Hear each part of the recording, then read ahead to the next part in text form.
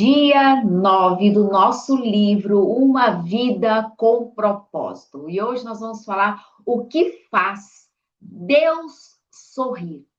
Sejam todos bem-vindos. Durante essa leitura, eu dou várias passagens bíblicas, além das que nós já temos aqui, para que você traga consciência, mas é um momento de reflexão, é um momento de você parar e você refletir realmente o que Deus está querendo falar conosco. Aqui ele diz assim, ó, que o Senhor sorria para você. Isso você vai encontrar em Números 6, 5. Ele concede a graça. Sorri para o teu servo, ensina-me o modo correto de viver. Isso você vai encontrar em Salmo 119. E sabe o que é interessante? É que você vai pausando e você vai fazendo essa reflexão daquilo que Deus realmente quer que você entenda sobre essa passagem e esse dia 9 nesse livro. Então, o sorriso de Deus é o objetivo de sua vida. Como agradar a Deus é o primeiro propósito de sua vida. A tarefa mais importante é descobrir como fazer isso. A Bíblia diz: descubram o que agrada a Cristo e comecem a praticar. Felizmente, encontramos na Bíblia um exemplo claro de alguém que agradou a Deus. Anotem, Noé. Na época de Noé, o mundo estava moralmente arruinado. Todos viviam para o seu próprio prazer, mas não para agradar a Deus. O Senhor não conseguiu achar ninguém interessado em agradá-lo. Por isso, se arrependeu de ter feito o homem. Ele ficou tão indignado com a raça humana que pensou em extingui-la. Mas houve um homem que fez Deus sorrir. A Bíblia diz: Noé, porém, agradava o Senhor com sua vida. Isso você vai reforçar aí em Gênesis 6, do 5 ao 9. Você pode complementar essa leitura. Deus disse: esse sujeito me agrada, ele me faz sorrir, vou começar tudo de novo com a família dele. Pelo fato de Noé ter agradado a Deus, é que você e eu existimos hoje.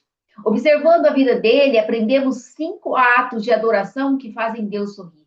Deus sorri quando amamos acima de qualquer coisa. Noé amava Deus mais do que qualquer coisa no mundo, mesmo quando ninguém mais o amava.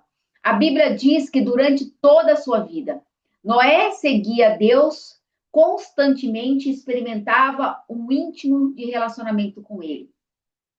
Então, minhas queridas, meus queridos, agradar a Deus é aquela vida de fé, de confiança e de obediência. É o que, na verdade, Deus quer que nós tenhamos, né? Sejamos obedientes à palavra dele. Então, aqui diz que eis o que Deus mais deseja de você é um relacionamento. Essa é a mais espantosa verdade do universo criador, do nosso Criador, nos quer como companheiros. Deus criou você para amá-lo e deseja que você também o ame. Ele diz: não quero sacrifícios, quero o seu amor. Não me interesso por suas ofertas. O que eu quero é que vocês me conheçam. Isso você pode fortalecer em Osias 6,6, que diz assim ainda: você consegue sentir esses versículos, a paixão que Deus tem por você? Deus o ama profundamente e deseja que você também o ame. Ele anseia que você o conheça e que use seu tempo para ficar ao lado dele. Esse é o motivo pelo qual aprender a amar a Deus e ser amado por Ele deve ser o maior objetivo da sua vida. Nada é mais importante. Jesus amou isso e mais importante de todos os mandamentos. Ele disse: ame o Senhor, o seu Deus, de todo o seu coração, de toda a sua alma, de todo o seu entendimento. Este é o primeiro e maior mandamento. E eu fortaleço aqui, meus queridos, quem quiser anotar, Deuteronômio 6,5, que você também pode complementar essa passagem. Também você pode ler mais em Mateus 22, 37, 38. Você pode ainda fortalecer mais essa leitura. Deus sorri quando confiamos nele completamente. A segunda razão pela qual Noé agradou a Deus foi o fato de ele ter confiado no Senhor, mesmo quando isso não fazia sentido. A Bíblia diz: pela fé, Noé construiu um barco na terra seca. Ele havia sido avisado de algo que não podia ver e agiu apenas com base no que foi dito a ele. Como consequência, Noé tornou-se íntimo de Deus. Você fortalece essa leitura em Hebreus 11, 7. E diz mais: imagine esta cena. Um dia Deus aproximou-se de Noé e disse: estou decepcionado com os seres humanos. Em todo o mundo, ninguém além de você pensa em mim.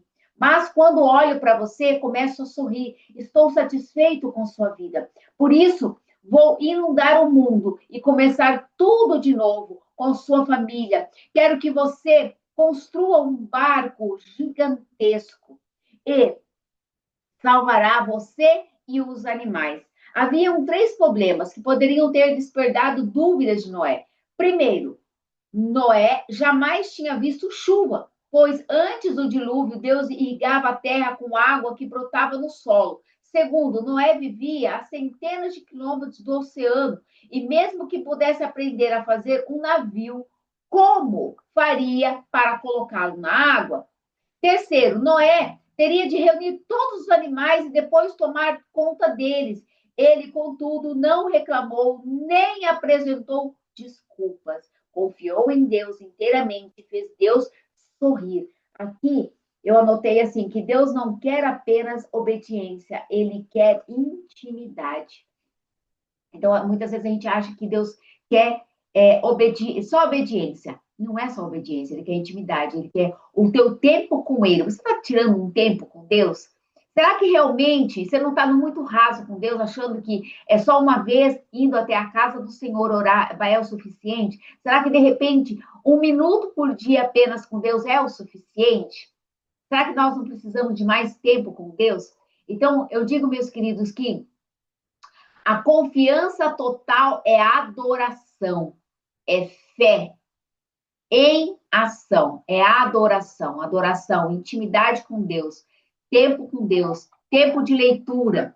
Então, confiar em Deus inteiramente significa crer que Ele não sabe o que é melhor para a sua vida e esperar que Ele cumpra as suas promessas, que o que ajude em seus problemas e faça o impossível quando necessário.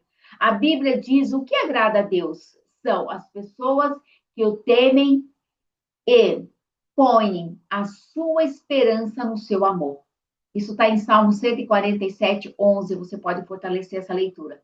Noé levou 150 anos para construir a arca.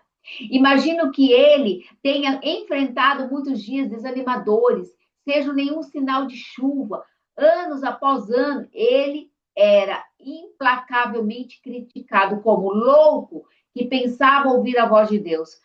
Creio que os filhos de Noé ficavam constrangidos diante o barco gigantesco que estava sendo construído em seu quintal. Mesmo assim, Noé seguiu confiando em Deus. Aqui eu coloquei uma passagem, uma frase que diz assim: sem fé é impossível agradar a Deus. Então, anotem. Em quais áreas da sua vida você precisa confiar em Deus inteiramente, meus queridos? Confiar é um ato de adoração, assim como os pais se agradam dos filhos que confiam em seu amor e sabedoria. Sua fé deixa Deus feliz.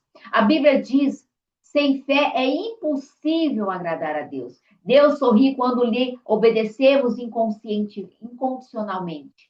Salvar a população animal do mundo inteiro de morrer afogado exigia enorme cuidado com a logística, com os detalhes. Tudo tinha de ser feito exatamente segundo as orientações de Deus. Deus não disse: Noé, construa qualquer embarcação do jeito que você quer. Ele deu instruções detalhadas quanto ao tamanho, a forma e os materiais utilizados na arca, bem como a respeito das quantidades dos diferentes animais a serem levados a bordo. A Bíblia registra o comportamento do patriarca. Noé fez tudo exatamente como Deus lhe tinha ordenado. Repare que Noé obedeceu rigorosamente, nenhuma instrução foi deixada do lado. E exatamente de modo, e no tempo de Deus, determinou. Isso é devoção. Não admira que Deus tenha corrido para Noé. Gênesis 6:22, se Deus lhe solicitasse a construção de um barco gigantesco, você não acha que teria algumas dúvidas, objeções, restrições? Noé não teve. Ele obedeceu a Deus incondicionalmente, isso significa fazer qualquer coisa que Deus lhe peça, sem dúvidas nem hesitar. Não embrome, nem diga, vou orar a respeito. Né? Normalmente a gente faz isso, né? Ai, Deus coloca alguma coisa no coração da gente, a gente fala, não, eu vou orar e vou confirmar se realmente isso vem de Deus, né? Faça sem demora. Todo pai sabe que demorar para obedecer é desobediência, meus queridos. Então, continuamos aqui na página 72, que diz assim: Deus não lhe deve explicações, nem precisa apresentar um motivo para tudo que manda você fazer. A compreensão pode esperar, mas a obediência não. A obediência imediata lhe ensinará mais sobre Deus que uma vida inteira de discussões teológicas. Na verdade, você jamais empreenderá determinando ordens sem que as tenha obedecido primeiro. A obediência libera a compreensão. Frequentemente, tentamos oferecer a Deus uma obediência parcial. Queremos escolher as ordens às quais vamos obedecer. Faremos uma lista de ordens às quais gostamos e às quais obedecemos, enquanto deixamos de lado as que consideramos absurdas, difíceis, custosas ou impopulares. Vou à igreja, mas não vou dar o dízimo. Vou ler a Bíblia, mas não perdoarei as pessoas que me magoou. No entanto, obediência parcial é o mesmo que desobedecer. Olha isso. A obediência é incondicional, é realizada com alegria e com entusiasmo. A Bíblia diz: obedeçam a ele de coração alegre. Essa foi a atitude de Davi. Ensina-me, Senhor, a cumprir as suas ordens escritas. Então eu obedecerei a eles até o fim da vida. Tiago, falando aos cristãos, declarou: não agradamos a Deus pelo que fazemos e não somente pelo que cremos. A palavra de Deus é clara quando diz que não há como você merecer a salvação. Ele vem pela graça, não pelo esforço. Contudo, como filho de Deus, você pode agradar ao Pai Celestial por meio da obediência. Qualquer ato de obediência é também um ato de adoração, porque a obediência agrada tanto a Deus, porque ele prova que você realmente o ama. Jesus disse: se vocês me amam, obedeçam os meus mandamentos. Deus sorri quando os louvamos e damos graças continuamente. Poucas coisas trazem uma sensação tão boa quanto receber um agradecimento ou um elogio sincero de alguém. Deus também gosta de recebê-los. Ele sorri quando expressamos diante dele adoração e gratidão. A vida de Noé alegrou a Deus porque a patriarca vivia com um coração cheio de louvor e ação de graças. A primeira atitude de Noé, após ter sobrevivido ao dilúvio, foi expressar sua gratidão a Deus, oferecendo-lhe um sacrifício. A Bíblia diz: Deus, depois Noé, construiu um altar dedicado ao Senhor e, tomando alguns animais e aves puros, ofereceu-os como holocausto, queimando-os sobre o altar. Eu digo aqui, eu anotei uma passagem, uma frase que diz: cada vez que você diz sim à voz de Deus, você está dizendo não ao seu ego. Olha como faz sentido, né? E meus queridos, e por causa do sacrifício de Jesus, não precisamos mais oferecer sacrifícios de animais, como Noé fazia. Em vez disso, foi-nos dito que Oferecemos a Deus um sacrifício de louvor, um sacrifício de gratidão. Louvamos a Deus por quem Ele é e agradecemos a Ele pelo que Ele tem.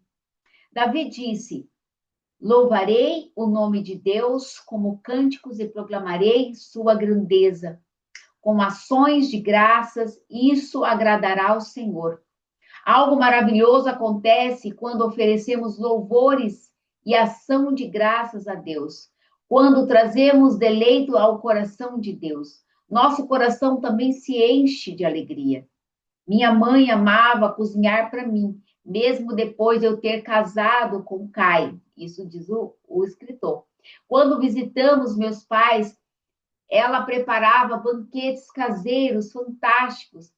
Um de seus maiores prazeres na vida era ficar observando enquanto nós deliciávamos com o que ela havia preparado. Quanto mais apreciarmos a refeição, mais prazer lhe dávamos. Mas nós também tínhamos prazer em agradar a mamãe, expressando nosso prazer com a sua refeição. Isso funcionava de duas formas.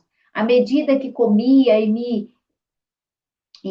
embevecia com sua deliciosa refeição, eu elogiava minha mãe. Pretendia não apenas aproveitar a comida, mas também agradar a minha mãe e todos ficavam felizes. A adoração também funciona assim. Apreciarmos o que Deus tem feito por nós. E então expressamos a Ele nossa satisfação, isso lhe traz alegria e aumenta a nossa fé. A Bíblia diz: os bons ficam contentes e felizes na sua presença e cheios de alegria, cantam hinos. Deus sorri quando usamos nossas habilidades. Após o dilúvio, Deus deu a Noé essas simples orientações: sejam férteis, multiplicai-vos e enchem a terra. Tudo que vive e se move servirá de alimento para vocês. Assim como dei a vocês os vegetais, agora dou todas as coisas. Deus disse: é tempo de seguir com tua vida. Faça as coisas que foram determinadas que os humanos fizessem. Faça amor com sua esposa, tenham filhos, constituem famílias, plantem e comam suas refeições, sejam humanos. Foi para isso que os criei. Talvez você tenha a sensação de que o único momento em que Deus se agrada de você é quando você está envolvido em atividades espirituais, ler a Bíblia, assistir os cultos da igreja, orar ou compartilhar sua fé e pense que Ele é indiretamente, indiferentemente as outras áreas de sua vida. Na verdade, meus queridos, Deus gosta de observar cada detalhe da sua vida. Quer esteja você trabalhando, brincando, descansando ou comendo, Ele não perde um único movimento seu. A Bíblia diz que os passos dos justos são dirigidos pelo Senhor. Ele se agrada a cada detalhe da sua vida. Você pode reforçar isso em Salmo 37, 23, 24. Todas as atividades humanas, com exceção do pecado, podem agradar a Deus. Se você as fizer com uma atitude de louvor, você pode lavar pratos, consertar uma máquina, vender um produto, fazer um programa de computador, cultivar uma lavoura ou criar uma família para a glória do Senhor. Como um pai orgulhoso, Deus gosta especificamente de observá-lo enquanto você utiliza os talentos e as habilidades que lhe deu. Deus intencionalmente nos dotou de maneiras distintas e tem prazer nisso. Ele fez alguns atletas, outros intelectuais. Você pode ser talentoso em mecânica, em matemática, em música ou em milhares de outras habilidades, e todos podem trazer um sorriso ao rosto de Deus. A Bíblia diz que ele modelou cada pessoa, uma por vez, e agora observa tudo que fazemos. Isso está em Salmo 33, 13 e 15. Leiam para vocês entenderem. Você não glorifica ou agrada a Deus escondendo suas habilidades ou tentando ser outra pessoa. Você só agrada sendo você mesma. Sempre que você despreza uma parte sua, está desprezando a soberania e a sabedoria de Deus ao criá-lo.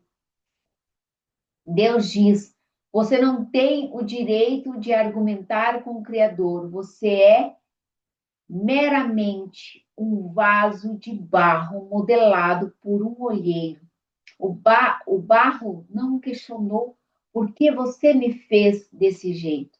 No filme A Carruagem de Fogo, o corredor olímpico, Eric diz: creio que Deus me fez para um propósito, mas ele também me fez veloz. E quando corro, sinto que ele fica satisfeito. Mas adiante diz: desistir de correr seria menosprezá-lo. Não existem habilidades não espirituais, somente bíblicas, habilidades mal empregadas. Comece a usar as suas para o prazer de Deus. Quantas pessoas, né, estão sem propósito na vida? Então elas falam: não sei para que eu estou aqui, não sei o que eu faço, parece que tudo que eu faço não dá certo. Então fica aí essa mensagem para você até reforçar em Romanos 12, 6, 8 e Coríntios 12, 4, 7. Você também pode reforçar essa passagem. E Deus também tem o prazer em ver você se alegrar com as coisas que Ele criou. Ele deu, Ele lhe deu olhos para apreciar a beleza, ouvidos para apreciar os sons, nariz e papilas gustativas para apreciar perfumes e sabores, e nervos sob a pele para apreciar o toque. Cada ato de prazer se torna um ato de adoração. Quando você agradece a Deus por ele, na verdade a Bíblia diz que Deus nos dá todas as coisas em grandes quantidades para o nosso prazer.